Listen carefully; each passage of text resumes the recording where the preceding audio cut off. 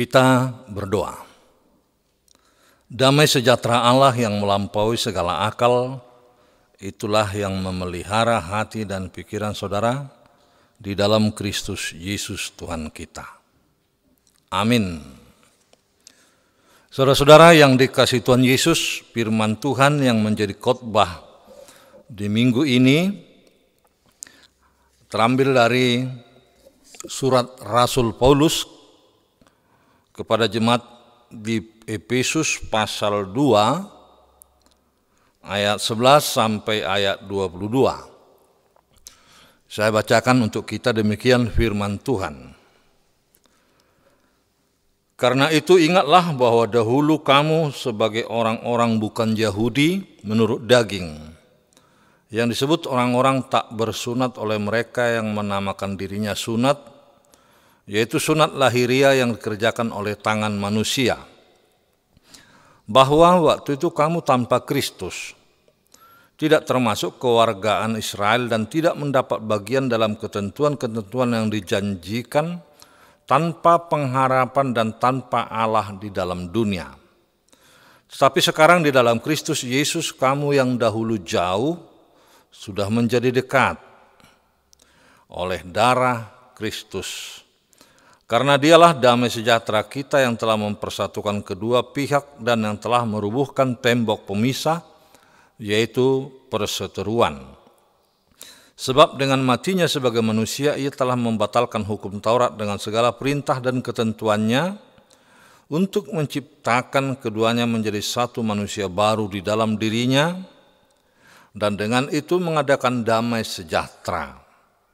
Dan untuk memperdamaikan keduanya di dalam satu tubuh dengan Allah oleh salib dengan melenyapkan perseteruan pada salib itu. Ia datang dan memberitakan damai sejahtera kepada kamu yang jauh dan damai sejahtera kepada kamu pada mereka yang dekat. Karena oleh Dia kata kedua pihak dalam satu roh beroleh jalan masuk kepada Bapa. Demikianlah kamu bukan lagi orang asing dan pendatang, melainkan kawan sewarga dari orang-orang kudus dan anggota-anggota keluarga Allah, yang dibangun di atas dasar para rasul dan para nabi dengan Yesus Kristus sebagai batu penjuru. Di dalam Dia tumbuh seluruh bangunan rapi tersusun menjadi bait Allah yang kudus di dalam Tuhan. Di dalam Dia kamu juga turut dibangunkan menjadi tempat kediaman Allah di dalam Roh. Sedemikian firman Tuhan. Saudara-saudara yang dikasihi Tuhan Yesus, topik khotbah di minggu ini adalah kesatuan dan damai di dalam Tuhan. Bagaimana menerjemahkan kedua kata ini di tengah-tengah kehidupan kita sehari-harian? Karena apa, saudara-saudara? Banyak ungkapan yang mengatakan di dalam hal kesatuan, persatuan, dan damai sejahtera ini di tengah-tengah hidup kehidupan setiap orang dan bahkan kelompok atau bahkan di satu negara. Misalnya, bersatu kita teguh, bercerai kita runtuh. Saudara-saudara, kedua kata ini diperhadapkan dengan keadaan sosial masyarakat yang ada. Dan pastilah semua orang akan bercita-cita di dalam satu kelompok atau bahkan di satu negara terciptalah kiranya damai. Ini yang sering disuarakan di dalam khotbah atau para pemimpin negara kita. Karena apa? Sangatlah sulit mendapat damai jika belum ada kesatuan dan persatuan. Dan sebaliknya, saudara-saudara, kesatuan akan dapat jika sudah ada kata damai. Dan damai ini terjadi di tengah-tengah perseteruan. Apakah yang seperti itu dimaksudkan Rasul Paulus dalam nats khotbah ini? Nah, di dalam mendalami khotbah ini, saudara-saudara, kita akan mendengar bahwa betapa seriusnya Paulus mengungkapkan persatuan, kesatuan, dan damai sejahtera itu ada hanya di dalam Tuhan. Karena dua kelompok besar yang terjadi tengah-tengah jemaat Efesus di kala itu. Masing-masing mereka menarik akan kepentingan. Di satu sisi misalnya umat Yahudi yang merasa merekalah umat yang kudus, umat pilihan Allah. Sehingga dengan memahami ini mereka akan membatasi, memagari diri mereka dan tidak akan menerima orang dari luar mereka. Kalaupun mereka terima tentu dengan berbagai syarat. Syarat yang sangat mengikat. Misalnya sunat atau akan tunduk kepada hukum-hukum yang diaturkan oleh orang Yahudi. Dan ini menjadi persoalan yang berat, terutama di tengah-tengah jemaat Efesus di kala itu. Karena jemaat terdiri dari dua kelompok besar, dari latar belakang Yahudi dan latar belakang non-Yahudi. Ibarat kita belakangan ini satu gereja terdiri dari berbagai suku dan latar belakang yang berbeda. Tentu kita mengharapkan bagaimana kesatuan ini dipupuk terus dan terjalin di dalam kerangka bingkai damai yang daripada Tuhan. Tengah-tengah rumitnya persoalan yang dihadapi jemaat Efesus, Paulus hadir melalui suratnya ini untuk memecahkan kebuntuan persoalan yang terjadi. Karena apa saudara-saudara? Menurut Paulus, bahwa di dalam Kristus telah terjadi rekonsiliasi antara jemaat Yahudi dan non-Yahudi. Itu berlangsung di dalam tubuh Kristus melalui karyanya di kayu salib. Nah, di dalam khotbah ini kita coba selidiki latar belakang apa yang terjadi sebenarnya menurut ayat 11 sampai 12.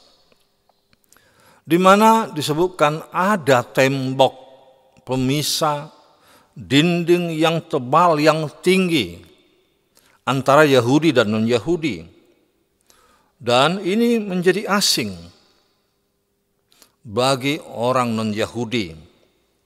Karena mereka dicap orang yang tidak bersunat. Sunat sebagai tanda lahiriah yang terlalu dibesar-besarkan oleh Yahudi. Maka Paulus berkata soal sunat lahiriah tidak penting. Yang penting adalah sunat hati. Bahwa pemahaman orang Yahudi bagi orang kafir yang menyebut mereka tidak termasuk keluarga negara lain, tidak termasuk warga negara Israel, dan mereka tidak mendapat bagian dalam ketentuan yang dijanjikan. Ini sangat menyakitkan hati orang non-Yahudi. Bagaimana mungkin mereka yang telah termasuk di dalam jemaat Efesus tetapi tidak diikut sertakan dalam pemahaman sebagai warga negara kerajaan Allah dan yang akan mendapat pengharapan kelak. Dinding pemisah yang terjadi antara orang kafir dengan orang Yahudi atau bahkan dikaitkan dengan Allah. Paulus menyebut mereka adalah tanpa Kristus, tanpa Allah, tanpa pengharapan. Bagi orang kafir, jauh dari Tuhan. Bagi orang Yahudi, dekat dengan Allah. Mengapa disebut dekat? Karena Paulus mencoba menguraikan bahwa kedekatan orang Yahudi karena hukum-hukum yang diberikan Tuhan. Tetapi hukum ini kalau kita selidiki berbeda ayat 17 dengan 13. Untuk kata yang dipakai dekat. Mengapa? Karena bagi mereka terlalu dekat itu ada tembok atau dinding pemisah antara mereka dengan Allah. Juga bagi orang non-Yahudi. Dan ini sangat tebal lagi, sangat tinggi. Dan itu disebutkan jauh. Itulah sebabnya Paulus mengingatkan mereka akan latar belakang masing-masing. Supaya apa saudara-saudara? Supaya mereka menyadari diri dan rendah hati. Bahwa segala sesuatu yang terjadi adalah karena kasih karunia Allah. Bukan mengada-ada Paulus. Kalaupun sepihak seperti yang dipuji dibanggakan Israel, tapi sebenarnya tidak. Itu adalah hal latar belakang. latar belakang non-Yahudi juga yang penuh dengan kekafiran. Tetapi itu akan berlalu. Kenapa? Karena Kristus telah melakukan yang terbaik bagi umat. Kita dapatkan ayat 13-18, di mana Paulus menjelaskan bagaimana Tuhan Allah mendekatkan dirinya dengan mereka.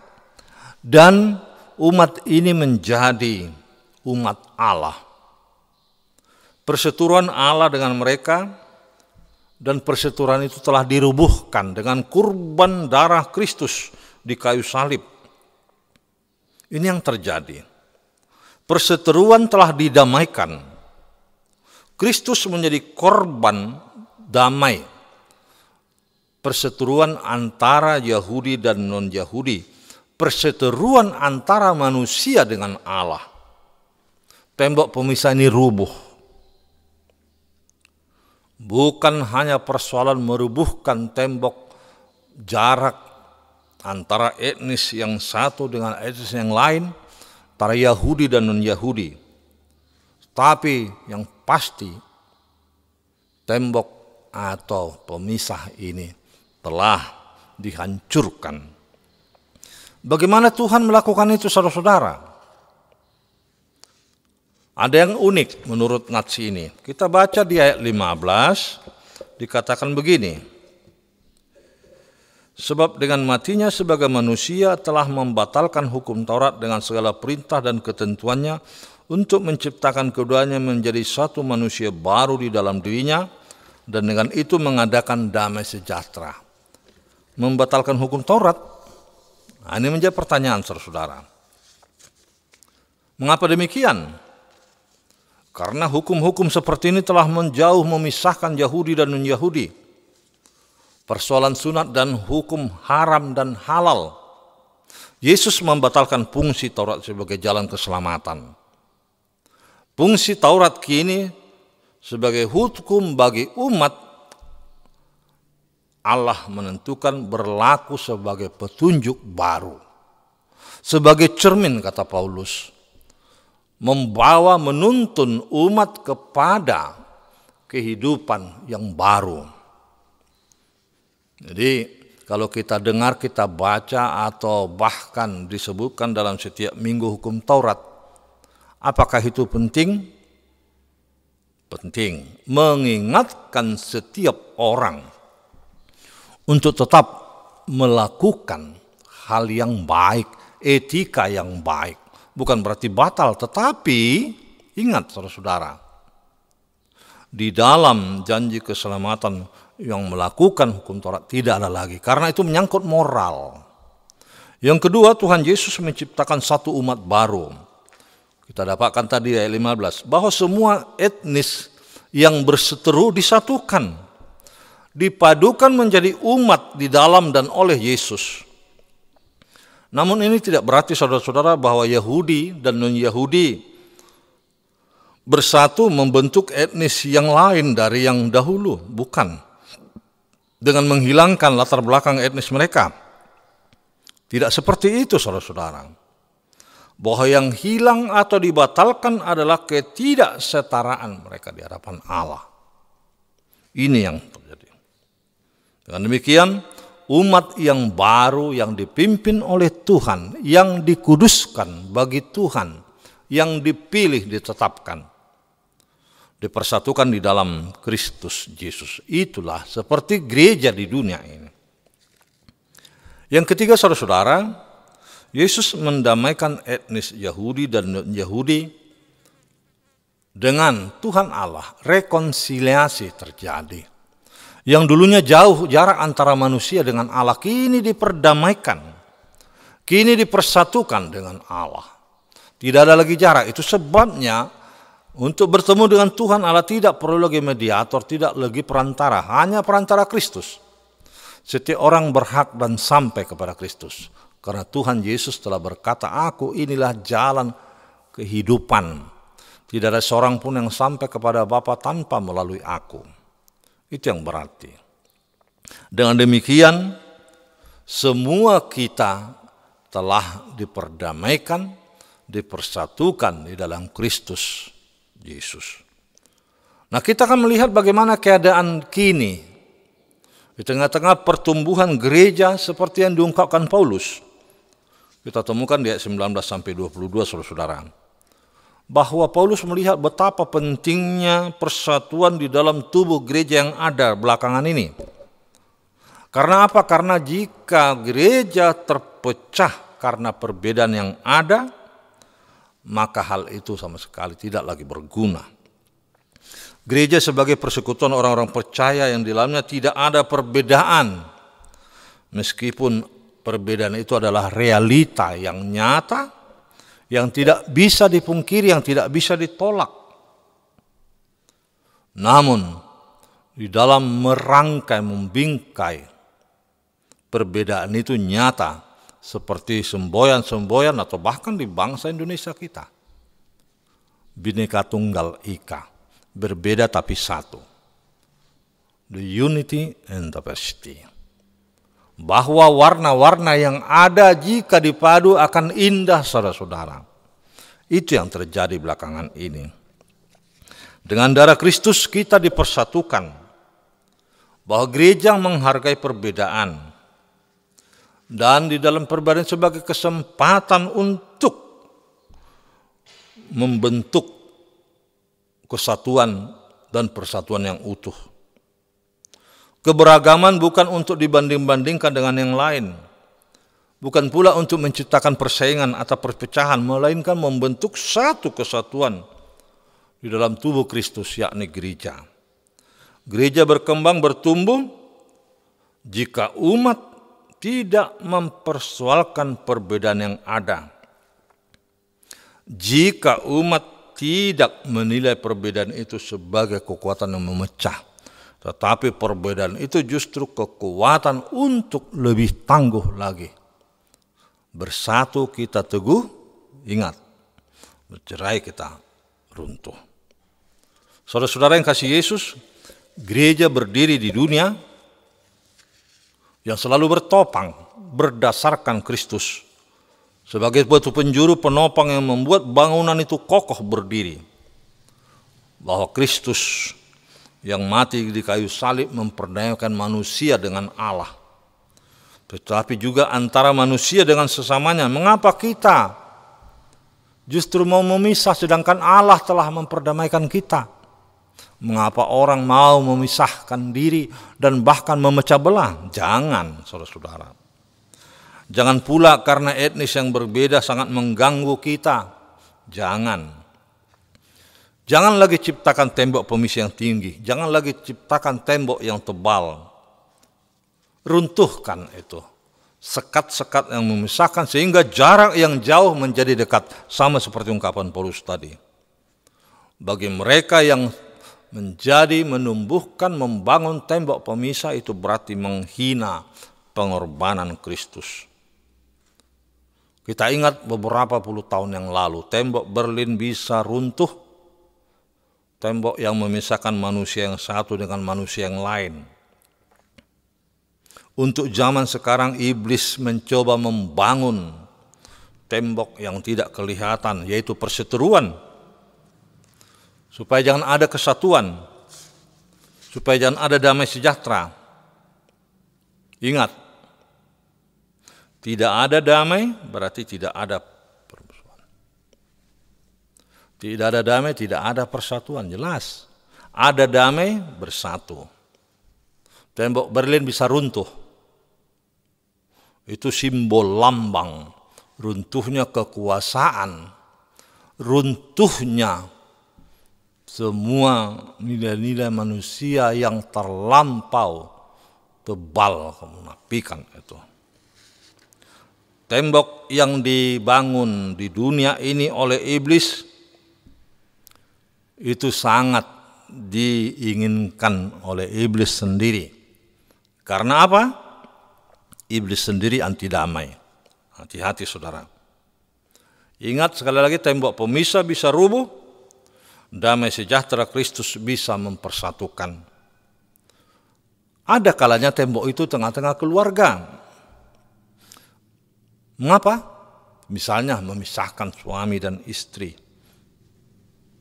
Cekcok, tidak rukun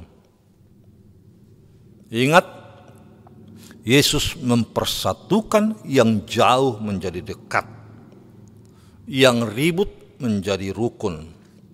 Tugas kita adalah meruntuhkan tembok iblis, supaya kita dipersatukan, diperdamaikan dalam Tuhan.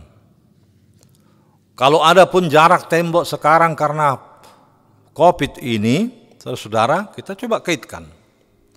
Tetapi itu bukan benar-benar pemisah di antara kita.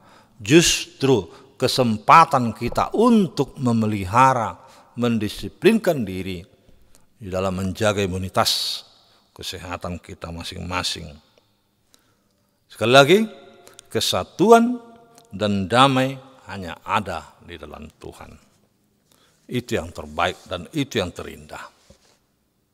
Amin. Kita berdoa. Syukur dan terima kasih kami kepadamu ya Allah atas firman Tuhan yang menjadi santapan rohani di kebaktian minggu. Kami yang kini kenyataannya berjarak atau menjaga jarak, bagaikan ada tembok pemisah. Tetapi itu memungkinkan kami untuk boleh memelihara kesehatan sebagaimana protokol kesehatan, bukan menumbuhkan tembok pemisah, menumbuhkan ketebalan sekat-sekat antara yang satu dengan yang lain di dalam kebersamaan dalam Kristus. Tidak.